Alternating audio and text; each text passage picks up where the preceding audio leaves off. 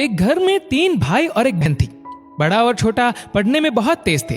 उनके माँ बाप वैसे तो उन चारों से बेहद प्यार करते थे, मगर मझले बेटे से थोड़ा परेशान से थे। बड़ा बेटा पढ़ लिख कर डॉक्टर बन गया, छोटा भी पढ़ लिख कर इंजीनियर बन गया, मगर मझला बिल्कुल आवारा और गवार बन के ही रह गया।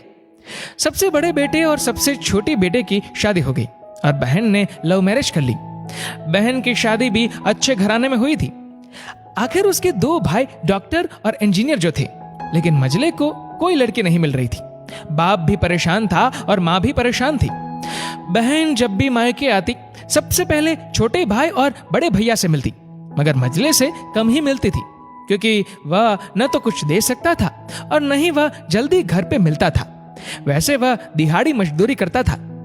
पढ़ नहीं सका तो नौकरी कौन देता। मझले की शादी किए बिना पिताजी गुजर गए। माँ ने सोचा कहीं अब बंटवारे की बात न निकले, इसलिए अपने ही गांव से एक सीधी सादी लड़की से मझले की शादी करवा दी। शादी होते ही न जाने क्या हुआ कि मझला बड़े लगन से काम करने लगा। दोस्तों ने कहा, ए चंदू, आज अड्डे पे आना।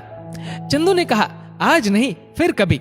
दोस्त ने कहा, अरे तू शादी के बाद तो जैसे बीबी का गुलाम ही हो गया। चंदू ने कहा, अरे ऐसी बात नहीं, कल मैं अकेला एक पेट था तो अपनी रोटी के हिस्से कमा लेता था। अब 2 पेट है आज, और कल 4 पेट हो सकते हैं। घर वाले मुझे नालायक कहते थे, मेरे लिए चलता था, मगर मेरी पत्नी मुझे कभी नालायक कहे तो मेरी मर्दानगी पर एक भद्दा गाली है, क्योंकि एक पत्नी के लिए उसका पति उसकी इज्जत और उम्मीद होता है। उसके घर वालों ने भी तो मुझ पर भरोसा करके ही तो अपनी बेटी दी होगी, फिर उनका भरोसा कैसे तोड़ सकता हूँ। कॉलेज में नौकरी की डिग्री मिलती है, लेकिन ऐसे संस्कार तो माँ बाप से मिलते हैं जो मझले बेटे में थे। इधर घर पे बड़ा और छोटा भाई और उनकी पत्नियां मिलकर आपस में फैसला करते हैं कि जायदाद का बंटवारा हो जाए, क्योंकि हम दोनों लाखों कमाते हैं मगर मझला ना के बराबर कमाता है। लेकिन माँ मन ही मन मझले बेटे से बहुत प्यार करती थी और उसकी बहुत देखभाल भी करती थी, इसलिए वह बंटवारा नहीं चाहती थी। उसने बंटवारे के लिए दोनों बेटों को मना किया, लेकिन माँ के लाख मना करने पर भी बंटवारा की तारीख तय होती है। बहन भी आ जाती है, मगर चंदू है कि काम पे निकलने को बाहर जा रहा है। उसके दोनों भाई उसको पकड़कर भीतर लाकर बोलते हैं कि आज तो रुक जा, बंटवारा कर ही लेते हैं। वकील कहता है सबको साइन करना पड़ेगा। चंदू ने कहा, तुम लोग बंटवारा करो, मेरे हिस्से में जो समझ में आए दे देना, मैं शाम को आकर अपना बड़ा सा अंगूठा चिपका दूंगा पेपर पर। बहन ने कहा, अरे बेवकूफ, तू गवार का गवार ही रहेगा, तेरी किस्मत अच्छी है कि तुझे इतने अच्छे भाई और भैया मिले।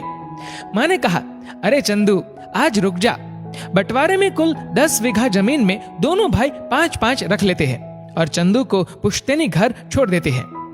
तभी चंदू जोर से चिल्लाता है, अरे फिर हमारी छुटकी का हिस्सा कौन सा है। दोनों भाई हंसकर बोलते हैं, अरे मूर्ख, बंटवारा भाइयों में होता है और बहनों के हिस्सों में सिर्फ उसका मायका ही है। चंदू ने कहा, ओ, शायद पढ़ा लिखा न होना भी मूर्खता ही है। ठीक है, आप दोनों ऐसा करो, मेरे हिस्से की वसीयत मेरी बहन छुटकी के नाम कर दो। दोनों भाई चकित होकर बोलते हैं, और तू? चंदू माँ की ओर देख के मुस्कुराते बोलता है, मेरे हिस्से में माँ है ना। फिर अपनी बीबी की ओर देखकर बोलता है मुस्कुरा के, क्यों चंदूनी जी, क्या मैंने गलत कहा? चंदूनी अपनी सास से लिपट कर कहती है, इससे बड़ी वसीयत क्या होगी मेरे लिए कि मुझे माँ जैसी सासू मिली और बाप जैसा ख्याल रखने वाला पति। बस यही शब्द थे जिसने बंटवारे को सन्नाटे में बदल दिया। बहन दौड़कर अपने गवार भैया से गले लगकर रोते हुए कहती है कि माफ कर दो भैया मुझे, क्योंकि मैं समझ न सकी आपको। चंदू ने कहा, इस घर में तेरा भी उतना ही अधिकार है जितना हम सभी का। मेरे लिए तुम सब बहुत अजीज हो, चाहे पास रहो या दूर। माँ का चुनाव इसलिए किया ताकि तुम सब हमेशा मुझे याद आओ, क्योंकि ये वही कोख है जहां हमने 9 महीने गुजारे।